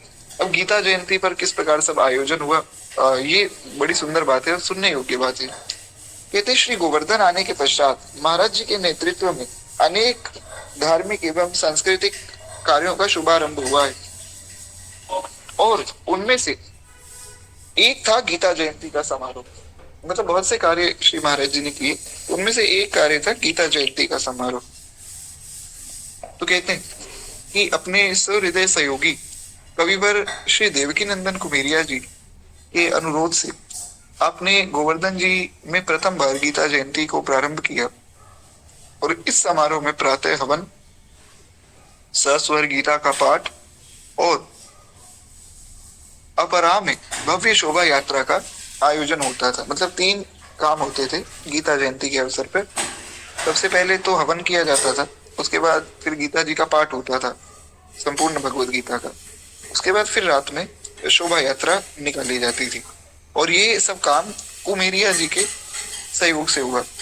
आशा करता हूँ कि अभी तक आपको देवकी नंदन कुमेरिया जी के विषय में पता लग गया होगा कि कौन है देवकी नंदन कुमेरिया जी और महाराज जी के जीवन में, जीवन चरित्र में जो उनकी भूमिका है वो हम किस प्रकार से सुनते आ रहे हैं। अभी तक तो आप सब जान ही गए होंगे। तो हाँ, कह रही है, बड़ी अच्छी बात है कि आप लोग बड़ी सावधानी से जो ये कथा को सुन रहे हैं। तो कहते हैं इस प्रकार से ये सब कार्य हो रहा था। श्री महाराज जी के जो सुदृढ़ संकल्प से श्री गीता जयंती में प्रतिवर्ष मनाई जाने लगी और इसका स्वरूप जो है उत्तरोत्तर भव्य होता गया। मतलब और जो है लोग हर साल आते जुड़ते तो और प्रेम से जो गीता जयंती का समारोह हर साल मनाया जाता और इसका स्वरूप बढ़ता ही चला गया। तो कहते हैं इस प्रकार से गीता जयंती का समारोह हर वर्ष होता और खूब आनंद से सब लोग जुड़ते, गीता जी का पाठ करते। आगे चलकर इसमें जो है भारत के सुप्रसिद्ध वीणा वादक, क्षमा चाहूंगा, सुप्रसिद्ध वीणा वादक संगीत सम्राट स्वामी श्री पार्वतीकर जैसे मूर्धन्य संगीतज्ञ भी भाग लेते थे। मतलब फिर इतना भव्य हो गया गीता जयंती का महोत्सव कि इसमें बड़े बड़े वीणा वादक, सितार वादक आदि आने लगे और खूब सुंदर सुंदर सब कार्य होने लगे। पुष्टि मार्ग में प्रथम पीठाधीश्वर गोस्वामी श्री रणछोड़ाचार्य जी महाराज, जिन्हें प्रथमेश जी भी कहा जाता है, तो वे सब आचार्य मनीषी भी समय समय पर वहां आते, तो बड़े बड़े संत वहां आते और इस समारोह में भाग लेते। तो कहते हैं कि इस प्रकार से महाराज जी द्वारा प्रारंभ किया हुआ ये गीता जयंती का समारोह आज भी श्री गोवर्धन जी में मनाया जाता है। फिर एक और कथा प्राप्त होती है कि संघ के प्रति महाराज जी की आस्था किस प्रकार हुई। जो राष्ट्रीय स्वयं सेवक संघ है, आरएसएस जो है, उसकी बात हो रही। अभी आरएसएस की स्थिति थोड़ी खराब है मेरी दृष्टि में, मैं उसको नहीं मानता हूँ, क्योंकि आरएसएस का कहना है कि भैया जाति पाति को मिटा दो, सब एक हो जाओ, क्या ब्राह्मण क्या क्षत्रिय क्या वैश्य। तो ये मूर्खता है, क्योंकि अगर आप वर्णाश्रम धर्म को ही मिटा देंगे तो सनातन धर्म रहेगा ही नहीं। केवल हिंदू हिंदू चिल्लाने से कोई हिंदू नहीं होता है। तो जो मूर्खता है इसका सहयोग तो मैं नहीं करता हूँ। उस समय जो है संघ का स्वरूप थोड़ा अच्छा था। कहते राष्ट्रीयता और हिंदुत्व के प्रति समर्पित ये राष्ट्रीय स्वयं सेवक संघ नामक प्रख्यात संस्थान के प्रति महाराज जी की अत्यंत आस्था थी। संघ के उत्सवों में वे सम्मिलित हुआ करते थे तथा गुरु दक्षिणा के उत्सव पर धनराशि के साथ नारियल एवं यज्ञों भी भेंट करते थे श्री महाराज जी। संघ के वरिष्ठ पदाधिकारी श्री महाराज जी के पास आया करते थे और अनेक अपरिहार्य कारणों से कई बार संघ के जो है प्रभात एवं सायकालीन शाखाएं निर्वाणी अखाड़े के प्रांगण में लगा करती थी। आज भी शाखा लगती, शाखा में क्या ट्रेनिंग होती है एक तरह से, तो बहुत अच्छा कार्य होता है। बस मुझे तो एक फिलोसफी उनकी बिल्कुल ठीक नहीं लगी, जिसका मैं विरोध करता हूँ। बाकी तो सब ठीक ही है। कहते हैं संघ के यशस्वी जो पदाधिकारी थे, जो संघ का संचालन करते थे, श्री माधवराव सदाशिवराव गुरुजी, माधवराव सदाशिवराव गुरुजी उनका नाम था। तो कहते हैं कि वे महाराज जी के बड़े निकट थे और वे महाराज जी के पास आते थे। जब तक आप कोई भी संस्थान बना रहे हैं और उसमें अगर आप संतों का सहयोग नहीं ले रहे हैं, संतों का निर्देश नहीं ले रहे हैं, तब तक काम होगा नहीं अच्छा। इसलिए संतों का आश्रय लेना बड़ा आवश्यक है। इसलिए जो सदाशिवराव माधवराव जी, ये भी महाराज जी के पास आते, इनसे सलाह लेते, महाराज जी से पूछते कि महाराज जी कुछ हमसे गलती हो रही हो तो आप बताइए, हम उसको सुधारें और अच्छे से काम करें। महाराज जी का राष्ट्रीय मूल्यों के प्रति जो है एकदम सजगता पूर्ण व्यवहारिक दृष्टिकोण था। महाराज जी राष्ट्रीय दृष्टि से भी बहुत प्रेम से अपने इस देश को देखते थे। भारतवर्ष तो महाराज भारतवर्ष है, ये तो देवताओं के लिए भी दुर्लभ है। इसलिए जो भगवान का भक्त है वो राष्ट्र का भक्त तो होगा ही निश्चित रूप से। वास्तव में वो सबका ही भक्त है। अब भगवान का जो भक्त है, क्या वो कभी प्रकृति का विरोध करेगा? क्या वो कभी मनुष्य का विरोध करेगा? क्या वो कभी जीव जंतु का विरोध करेगा? वो किसी का विरोध नहीं कर सकता है। इसलिए गोस्वामी जी ने कहा ना, निज प्रभु मैं देखा ही जगत तो के सन करें विरोध। सारा संसार उसकी दृष्टि में प्रभु में है। तो फिर एक बार प्रेम से बोलिए श्री महाराज जी की जय। इस प्रकार से जो है राष्ट्र के प्रति भी उनकी बड़ी सुंदर दृष्टि थी। कहते हैं भारतीय जनसंघ में नगर अध्यक्ष के रूप में भी वे एक बार आए। कहते हैं भारतीय जन मानस की परंपरागत सांस्कृतिक तथा सामाजिक मूल्यों पर आधारित राष्ट्रीय चेतना जागृत करने के लिए भारतीय जनसंघ नामक एक राजनीतिक दल का गठन हुआ। एक पॉलिटिकल पार्टी बनाई गई। समाज के शिक्षित देशभक्त एवं चरित्रवान लोग स्वाभाविक रूप से इस दल में जुड़े। जो अच्छे अच्छे लोग थे वो जुड़े और धार्मिक लोगों की सहानुभूति से इस दल का निर्माण हुआ। जनसंघ की गोवर्धन इकाई में सन 1953 में ही ये प्रारंभ हुआ था इस पॉलिटिकल पार्टी का निर्माण। और महाराज जी को जो है राजनीति में कोई रुचि नहीं थी, फिर भी अपने निजी जनों के आग्रह से वे कई वर्षों तक जनसंघ में अध्यक्ष के पद पर विराजमान रहे। मानिए वैष्णवों को जो है पॉलिटिक्स में ज्यादा ध्यान नहीं देना चाहिए, आपको भगवान के भजन में ध्यान देना चाहिए, क्योंकि पॉलिटिक्स में जो है सब उल्टे सीधे काम होते रहते हैं। कोई सही नहीं, कोई गलत नहीं, हमें उससे दूर रहना चाहिए, इतनी बात है। कहते हैं संघ एवं भारतीय जनसंघ से इस प्रकार का लगाव आपकी राष्ट्रीय भावना का परिचय था। हालांकि महाराज जी को कोई ऐसा उसमें रुचि नहीं थी, पर सब प्रेमी जनों ने कहा कि आप जो है बड़े अच्छे महात्मा है और आप जैसा कोई महात्मा अगर हमारे साथ रहेगा तो हमारा मार्गदर्शन होता रहेगा। तो इसलिए जो है आप हमारे इस राजनीतिक दल से जुड़ जाइए और आप हमारा मार्गदर्शन करते रहिएगा। तो अपने प्रिय जनों के कहने पर फिर महाराज जी उसके अध्यक्ष भी बने रहे। कहते हैं 1955 1955 ये घटना है। कुछ सैनिक कुसुम सरोवर के तट पर वन क्षेत्र में शिकार करने लगे। खरगोश आदि वन्य प्राणियों को मारकर मांस भक्षण करना यही उनका कार्य था। तो कुछ साधु संतों ने उन्हें रोकने का प्रयास किया, किंतु वे उद्दंड सैनिक शस्त्र दिखाकर बड़े आतंकित करते थे। अब जो सैनिक है वो सैनिक तो महाराज बंदूकें निकाल लेते थे और बंदूक निकालकर आतंकित करते थे। तो इस प्रकार साधुओं को डराते और मांस आदि खाते रहते। तो कहते हैं संघ के वरिष्ठ स्वयं सेवक श्री देवकीनंदन कुमेरिया जी ने अन्य कोई स्वयं सेवक से सहयोग न लेते हुए उन्हें रोकने की योजना बनाई। अब वो योजना कैसी थी, अब वो सुनने योग्य है, बड़ी सुंदर बात है। नहीं देखिए, वोट तो कीजिए, वोट तो करना आपका अधिकार है, हमारा हमारे देश के प्रति जो है कर्तव्य है, वो अच्छी बात है। पर वैसे मतलब ज्यादा हमें इंटरेस्ट नहीं लेना चाहिए कि हम, मुख्य बात ये है कि व्यक्ति की प्रशंसा ना करने लग जाएं। अभी की बात है, कुछ दिन पहले एक अब जो है वैष्णव ही है, उनसे बात हो रही थी, तो उन्होंने खूब महाराज प्रशंसा की कि भैया मोदी जी ने बहुत काम किया। और मोदी, अच्छी बात है, मोदी जी ने काम किया, हमें भगवान की प्रशंसा करनी है। मोदी जी ने जो काम किया वो भगवान के बल से किया, उसकी हम प्रशंसा करते हैं, पर ये ना हो कि हम मोदी जी का ही भजन करने लग जाएं। वैसे वोट तो आप कीजिए, वो तो अच्छी बात है, करना ही चाहिए। खैर, तो कहते हैं इस प्रकार से हाँ, देवकीनंदन कुमेरिया जी ने क्या योजना बनाई वो हमें सुनना है। कहते हैं एक ओर स्वयं सेवकों का जोश था तथा दूसरी ओर सशस्त्र सैनिक दस्ता। स्वयं सेवकों के पास तो कोई सैनिक वो बंदूकें तो थी नहीं, और जो सैनिक थे उनके हाथों में, सबके हाथों में बंदूक थी। तो बोले ऐसे जोश के साथ साथ बुद्धि कौशल का होना बड़ा आवश्यक है। अगर आप खाली आप में जोश है और आप बॉर्डर पर चले गए कि हम तो जो पाकिस्तानी उनको खत्म कर देंगे, तो वो तो गोली चला देंगे, आप खत्म हो जाएंगे। इसलिए बुद्धिमत्ता होना बहुत आवश्यक है युद्ध में। तो कहते हैं श्री महाराज जी ने अपनी दूरदर्शिता से इन स्वयं सेवकों को ऐसा मार्गदर्शन दिया कि बिना किसी संघर्ष के और बिना किसी लड़ाई के स्वयं जो है सैनिकों को इन्होंने भगा दिया और उनको भागना पड़ा।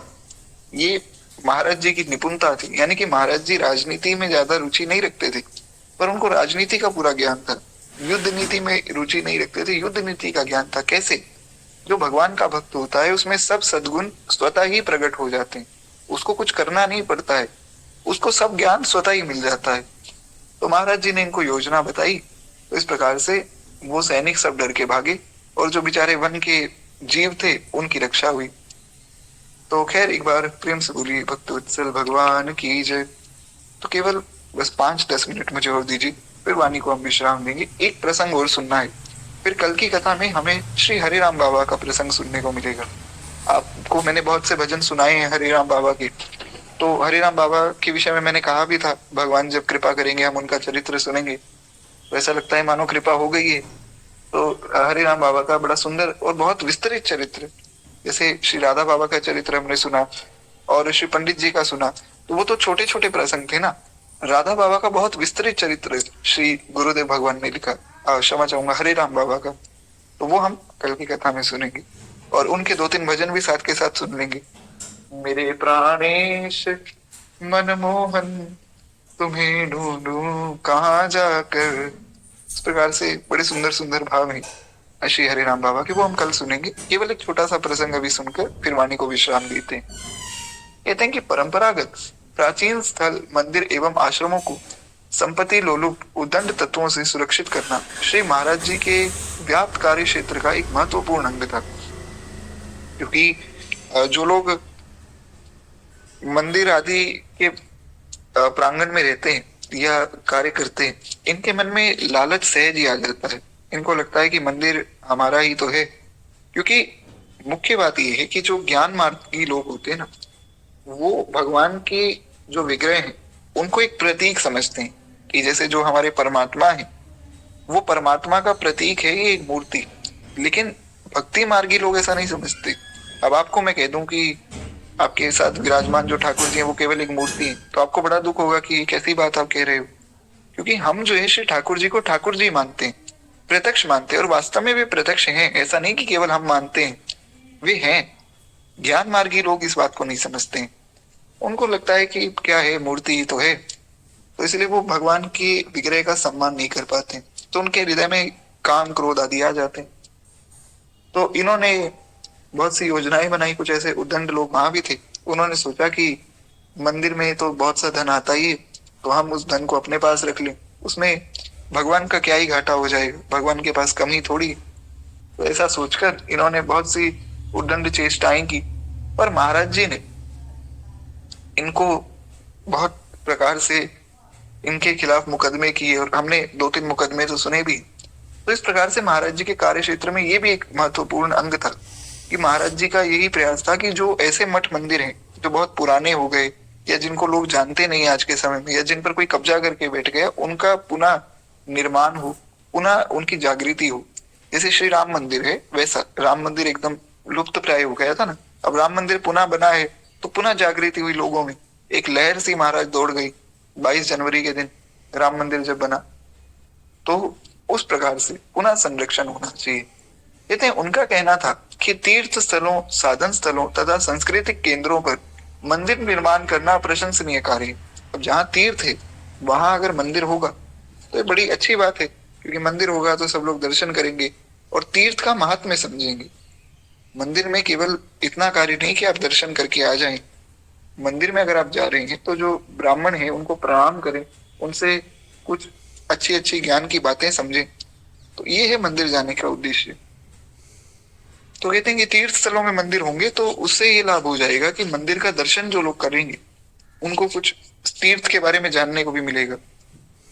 तो इस प्रकार से श्री महाराज जी का ये विचार था। कहते हैं प्राचीन मंदिर देवालयों में सुरक्षा करना ये महाराज जी का एक लक्ष्य था, क्योंकि बहुत से ऐसे मंदिर थे जिनका निर्माण तो हो गया था पर उनका रक्षण नहीं हो पाया। गोवर्धन एवं उसके आसपास की ही नहीं, पूरे राजस्थान में और जो महाराज जी का पूरा क्षेत्र था, पूरे उस क्षेत्र में प्राचीन मंदिरों की इस सुरक्षा के लिए महाराज जी ने बहुत से प्रयास किए। ऐसे अनेक मंदिर आश्रमों की सुरक्षा एवं उनकी सुचारू रूप से व्यवस्था श्री महाराज जी के द्वारा ही संपन्न हुई, जो कुशल व्यक्ति के अभाव में अथवा क्षेत्रीय अराजकताओं की उदंडता के कारण घोर संकट में थे। यानी कि जो मंदिर बहुत संकट में थे उनको महाराज जी ने पुनः जागृत किया। सरल बात इतनी। दौसा नाम का एक जिला है राजस्थान में। कहते हैं दौसा के समीप एक प्राचीन मंदिर के महंत की मृत्यु हो गई। अब जब मृत्यु हो गई तो उसकी चल व अचल संपत्ति को वहां के अराजक तत्वों ने हड़प लिया। इसकी सूचना मिलते ही श्री महाराज जी सक्रिय हुए एवं कुछ संतों को भेजकर वहां एक योग्य साधु को पदासीन किया और स्थान को सुरक्षित कर दिया। और जो लोग मंदिर की सारी संपत्ति लूटना चाहते थे ना, वो तुरंत भाग गए, क्योंकि नए महंत आ गए तो सब काम सुचारू रूप से फिर से चलने लग गया। यानी कि महाराज जी ने बहुत से ऐसे कार्य किए, केवल वृंदावन में नहीं, केवल राजस्थान में नहीं, अयोध्या जी में भी। हमने पहले भी कथाएं हम सुन चुके हैं, अगर आप लोगों को याद होगा। महाराज जी ने अयोध्या में रहकर इतने सब स्थानों को पुनः उजागर कर दिए, कहाँ कहाँ से प्रमाण ढूंढे, कहाँ कहाँ से सब संतों से बात की और सब स्थानों को पुनः उजागर किया। आज भी महाराज जी की कृपा से पूरे भारतवर्ष में बहुत से ऐसे मंदिर हैं जिनका संरक्षण हुआ है। और मुख्य रूप से राजस्थान और अयोध्या जी, राजस्थान और यूपी में बहुत से ऐसे मंदिर हैं जिनका रक्षण श्री महाराज जी की कृपा से हुआ है। खैर, भरतपुर के कामा पहाड़ी क्षेत्र में स्थित एक प्राचीन मंदिर के वृद्ध महंत जी का भी देहांत हो गया। तो ठाकुर जी की सेवा पूजा करने वाला वहां कोई था नहीं। तो चारों ओर मेव मुसलमानों के गांव थे। मंदिर का अपना एक विशाल वनखंड व पर्याप्त भूमि थी। असामाजिक तत्वों ने जो मंदिर को हथियाने के लिए उसकी बाहरी दीवारों को जो है क्षतिग्रस्त कर दिया। आपको पता ही है हमारे यहाँ मंदिरों की क्या स्थिति, मंदिरों को तोड़कर उन पर मस्जिद बना दिए जाते थे। तो ऐसे ही अब ये जो स्थान था, यहाँ के मंत्री जी का देहांत हुआ, तो जितने भी वहाँ उद्दंड लोग थे उन्होंने सोचा कि महाराज मस्जिद बना देंगे यहाँ मंदिर तोड़ के। तो उन्होंने दीवारों को तोड़ना शुरू किया। सूचना पाते ही महाराज जी ने अपने एक विश्वास पात्र व्यक्ति को भेजा। ठाकुर जी की दैनिक सेवा पूजा वहां सुचारू रूप से शुरू हुई, तो वो उद्दंड भी भाग गए। तो इस प्रकार से महाराज जी ने बहुत से मंदिरों का और आश्रमों का जो है उत्थान पुनः किया है। खैर, तो आज वाणी को यहीं विश्राम देते हैं। कल हम लोग जो है श्री हरिराम बाबा की कथा सुनेंगे। और हरिराम बाबा का चरित्र बड़ा अद्भुत है। मेरी बड़ी विशेष प्रार्थना है कि हरिराम बाबा के चरित्र में बहुत सावधानी से सब लोग जुड़े। तो खैर, इस प्रकार से हम लोग केवल 2 मिनट प्रेम से भक्तमाल जी की आरती करें। एक बार प्रेम से बोलिए, भक्त वत्सल भगवान की जय। इस धन्य